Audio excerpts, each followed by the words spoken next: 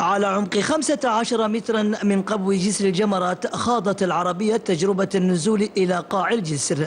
هنا يكمن سر التجميع والتخزين والفرز. تعمل هذه النقطة الهامة بنظام آلي عبر سيور تتولى مهمة رفع الحصى التي يسددها الحجاج على مرمى الشواخص في الأحواض الثلاثة. يتم تشغيل هذا النظام عن طريق بوابات كهربائية، ويعمل هذا النظام على سحب جميع الحصوات اللي موجودة بعد تجمعها في حوض الجمرات. كل حوض من أحواض الجمرات الثلاث يحتوي على نظامين من السيور الناقلة للحصى، يعمل كل منها في رفع كل ما يلقى في قاع الجسر وبسرعات مختلفة، إلى جانب أبواب يتم التحكم فيها آليا في قفل وفتح تحديد مسار الحصى وكمياتها والتحكم في المسارين.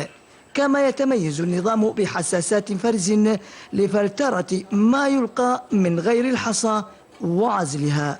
يتم نقل كميات الحصى بعد موسم الحج والبالغة حوالي 1000 طن بعد نزول الحجاج من مشعر منى، وهذه الكميات يتم التخلص منها في المرامي المعتمدة لأنها نعتبرها جزء من النفايات. 300 طن هو وزن المخلفات في جسر الجمرات، واقع سجلته إحصائيات رسمية من خلال تجارب سنوات سابقة.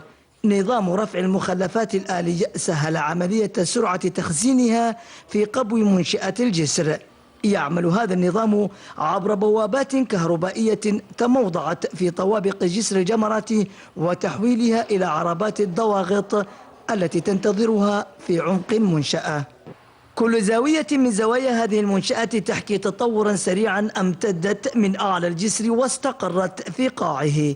في قبو جسر الجمرات تلحظ تنظيما دقيقا في عملية الرقابة التلفزيونية ووسائل السلامة العامة. كما بدت مسارات المركبات هي الأخرى دليل التطوير والتحديث.